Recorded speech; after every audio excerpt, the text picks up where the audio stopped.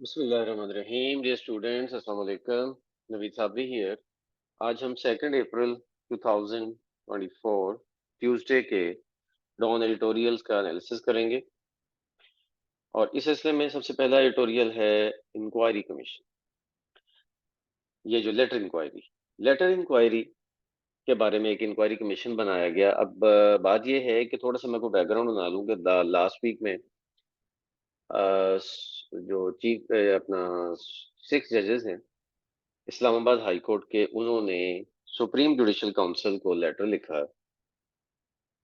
दूसरे लफ्जों में chief justice of Pakistan को लेटर लिखा कि हमारे काम में रुकावट पैदा की जा रही है और इंटेलिजेंस एजेंसीज जो हैं वो हमें डरा रही हैं, धमका रही हैं, हमारी जासूसी कर रही हैं, एटसेट्रा एटसेट्रा। हमारे बेडरूम्स में कैमरे लगाए जा रहे हैं, हमारे रिश्तेदारों को अगवा किया जा रहा है, एंड सो मच।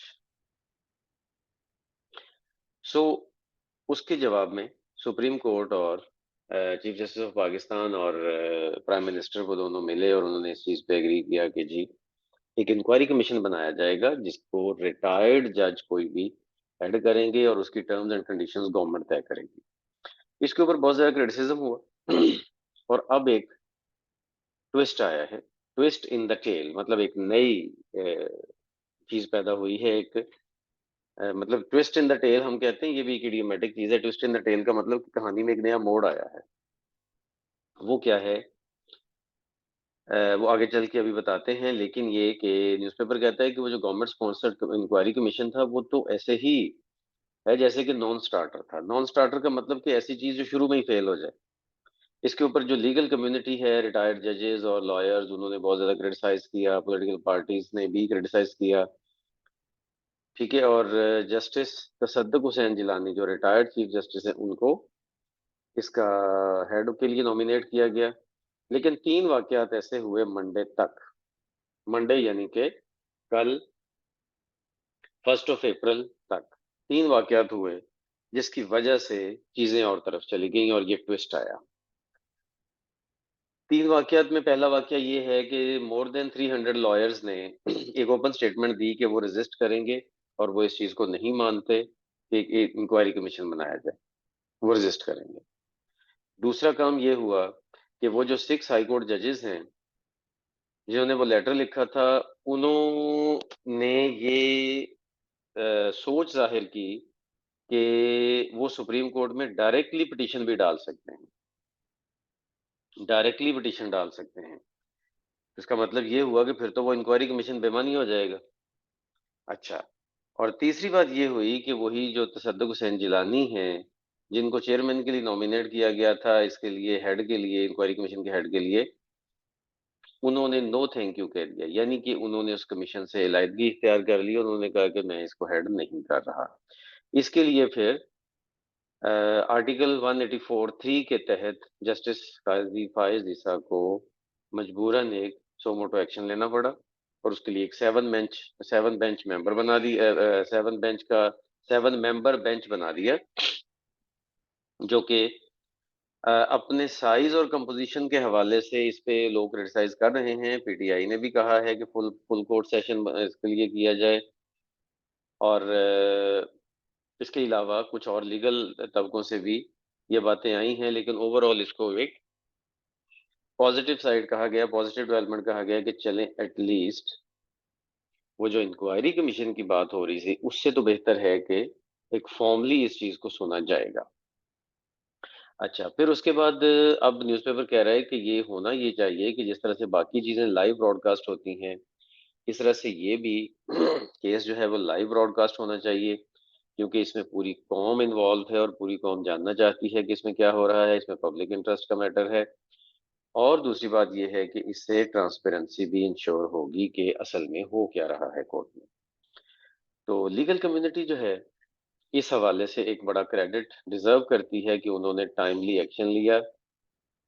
इस पे उन्होंने अपनी ओपिनियन दी और कहा कि ये इंक्वायरी कमीशन काफी नहीं है, जिसने कि फिर सुप्रीम कोर्ट को पुश किया कि वो इसको एक फॉर्मली टेकअप करें एक मैटर के तौर पर और इसको out of the court settlement ना बनाएं, बल्कि कोर्ट में प्रॉपरली इस मैटर को लेके चलें।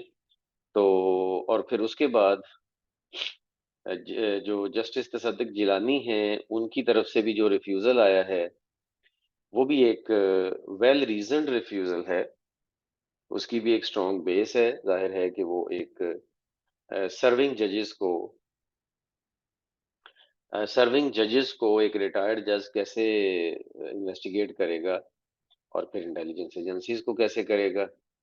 तो बहरहाल ये कि उन्होंने कहा कि लेटर चूंकि सुप्रीम जुडिशल काउंसिल और उसके चेयरमैन को हेड किया गया था, तो इसलिए वो इसकी इंक्वायरी नहीं कर सकते, क्योंकि ये एक इंस्टीट्यूशनल मैटर है।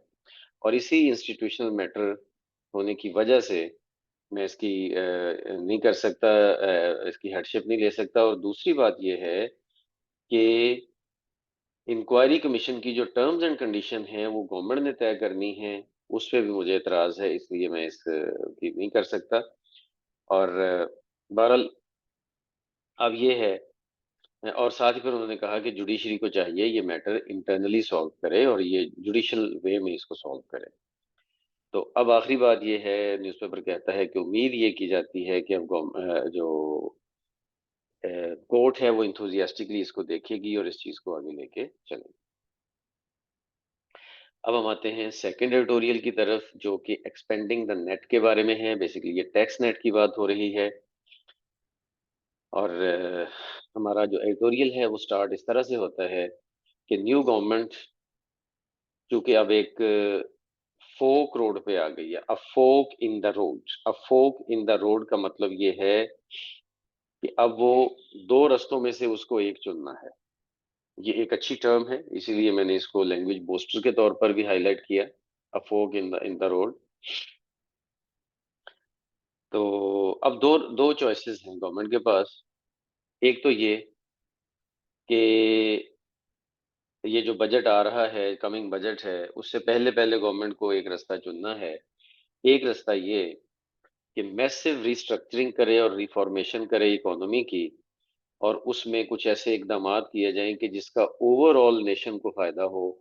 लेकिन इन द शॉर्ट टर्म, जो कमिंग कुछ ईयर्स के लिए या मंथ्स के लिए गवर्नमेंट को इसका पॉलिटिकल नुकसान होगा, क्योंकि जाहिर है उसके शॉर्ट टर्म बेनिफिट्स नहीं होंगे, सिर्फ लॉन्ग टर्म बेनिफिट्स ही होंगे।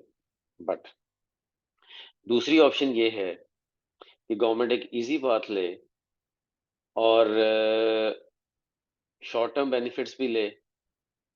ठीक है, और शॉर्ट टर्म बेनिफिट्स या मीडियम टर्म बेनिफिट्स तक ही महदूद रहे, लॉन्ग टर्म बेनिफिट्स ना ले।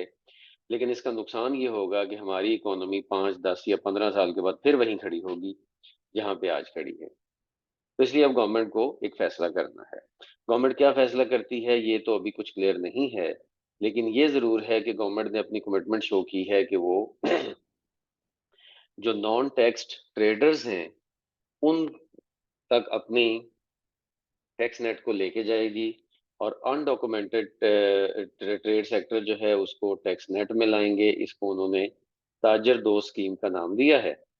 और ये जो ताजर दोस्त स्कीम है, ये एफबीआर अनाउंस कर रहा है। इसमें इसमें कुछ इंसेंटिव्स भी हैं, इसमें कुछ पेनल्टीज भी हैं। ठीक है, लेकिन बहरहाल एफबीआर जो है वो एक कमिटमेंट शो कर रहा है, और ये साथ बता रहा है कि तकरीबन हर साल 400 से 500 बिलियन रुपीस तक ओवरऑल इस टैक्स नेट को अगर बढ़ा दिया जाए और ताजर आ जाए इसमें टैक्स नेट में, तो 400 से 500 बिलियन रुपीस पर ईयर कौमी खजाने को मिलना शुरू हो जाएंगे। ठीक है, हालांकि न्यूज़पेपर कहता है कि हालांकि पीएमएलएन जो है उसका क्लोज क्वार्टर रहा है, उसकी सॉलिड कॉन्स्टिट्यूएंसी रही है ताजर तबका, और वो कभी भी पीएमएलएन इस तबके के ऊपर हाथ डालने के लिए तैयार नहीं रही। लेकिन अब जो है वो अब जरूरी हो गया है, क्योंकि अब उसके अलावा गुजारा नहीं है।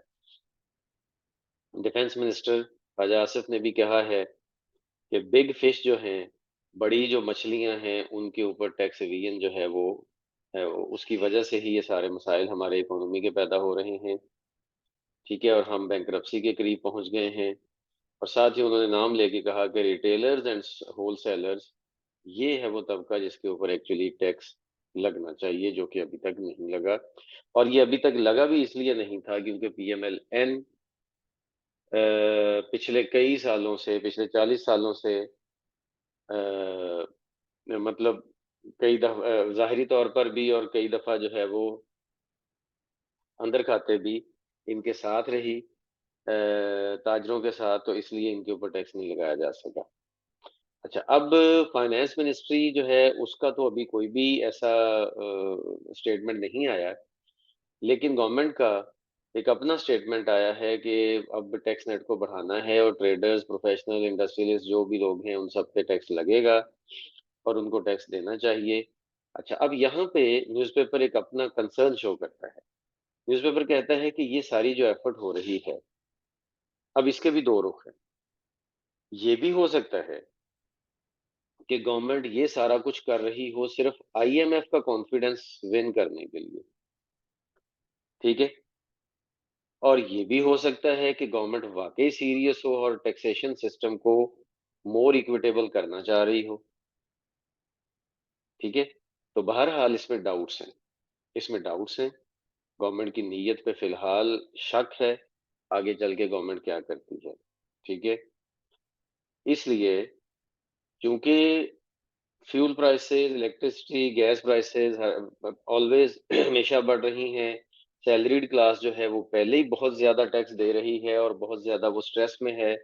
तो इसलिए अच्छी बात यही है कि टैक्सेशन सिस्टम को ज्यादा वेल फंक्शन किया जाए और सिर्फ आईएमएफ की जो है वो डिमांड्स पूरी करने के लिए ये काम ना किया जाए, बल्कि बल्कि इसलिए ये काम किया जाए क्योंकि ये हमारे टैक्सेशन सिस्टम को, हमारे ओवरऑल इस सारे मामले को बिल्कुल ट्रैक पे लाएगा और सारी चीजें जो हैं वो हमारी इकोनॉमी की जो है ना वो ऑन द ट्रैक आ जाएंगी।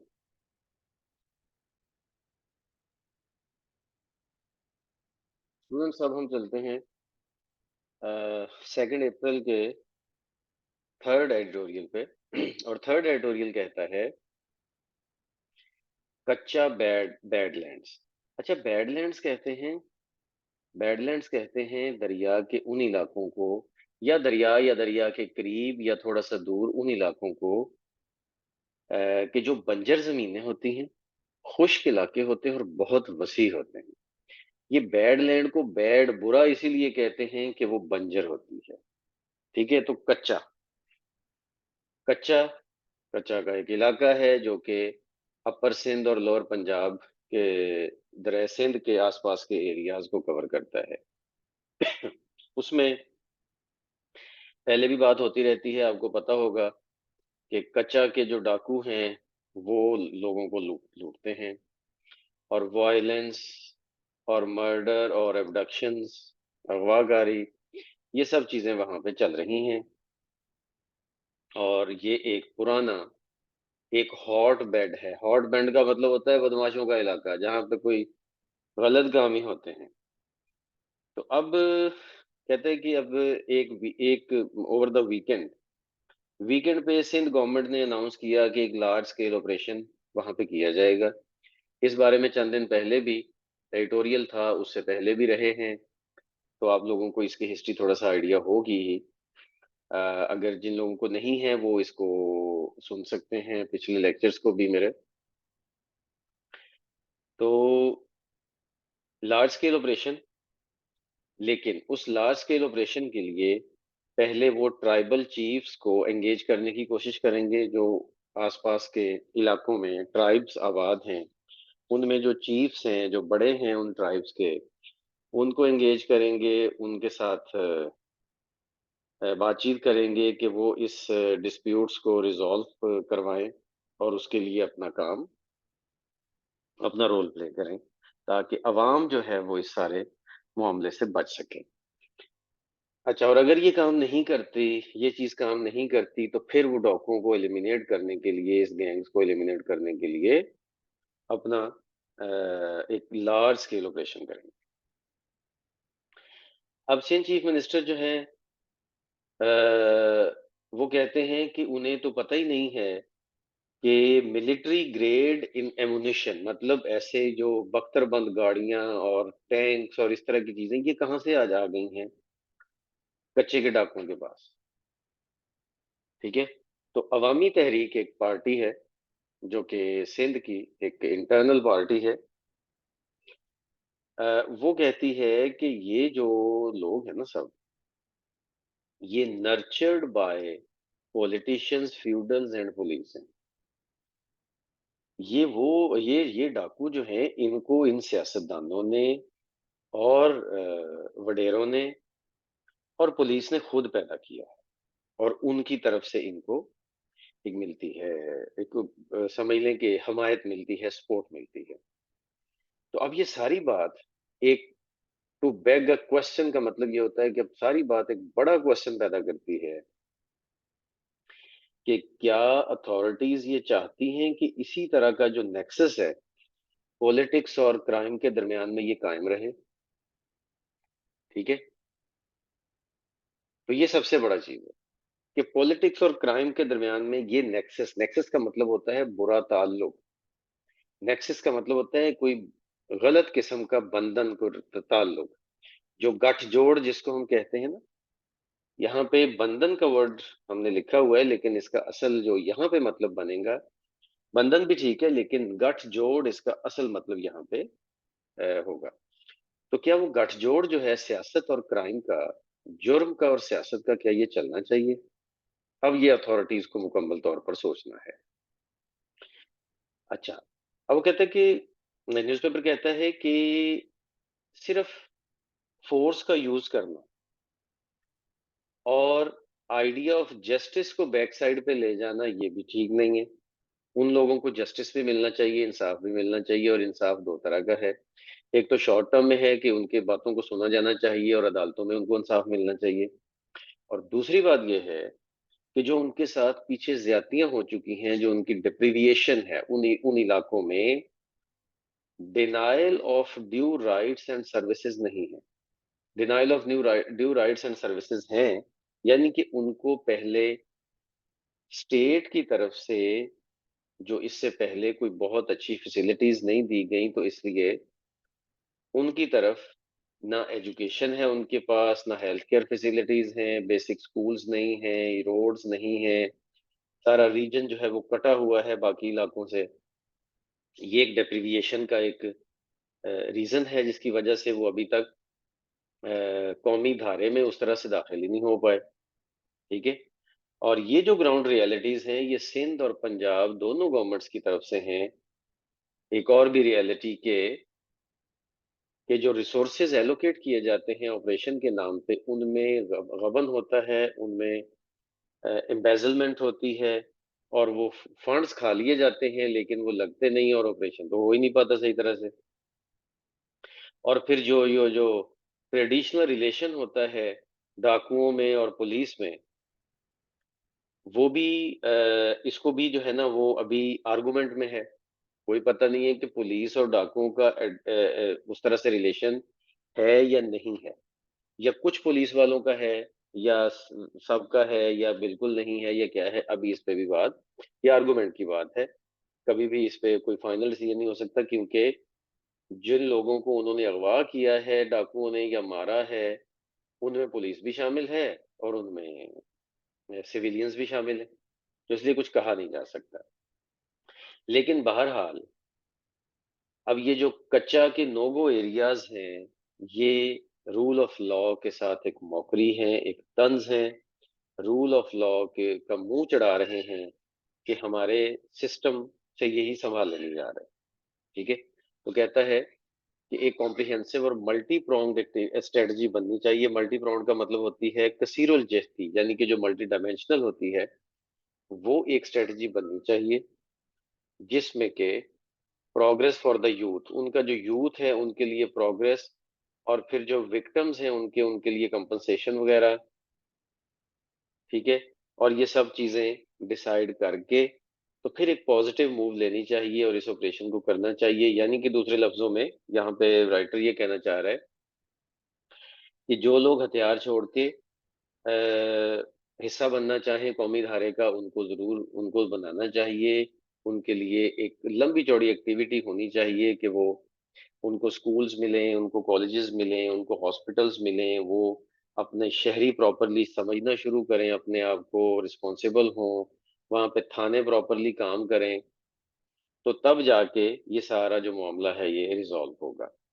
तो स्टूडेंट्स आपने ये देखा कि ये तीनों एडिटोरियल्स हैं और प्लस ये जो ब्लू कलर में जो हाइलाइटेड है, ये लैंग्वेज बूस्टर्स हैं, इनके सेंटेंसेस आप बनाते हैं कमेंट सेक्शन में, वो भी ज़रूर बनाया करें ताकि और वो मैं चेक भी करता हूँ, मैं देखता हूँ और उसमें काफ़ी माशाल्लाह जिन बच्चों ने बनाए होते हैं, बड़ा अच्छा उसमें मुझे पॉजिटिविटी नज़र आती है। तो आज के लिए इतना ही। See you in the next lecture. अल्लाह हाफ़िज़।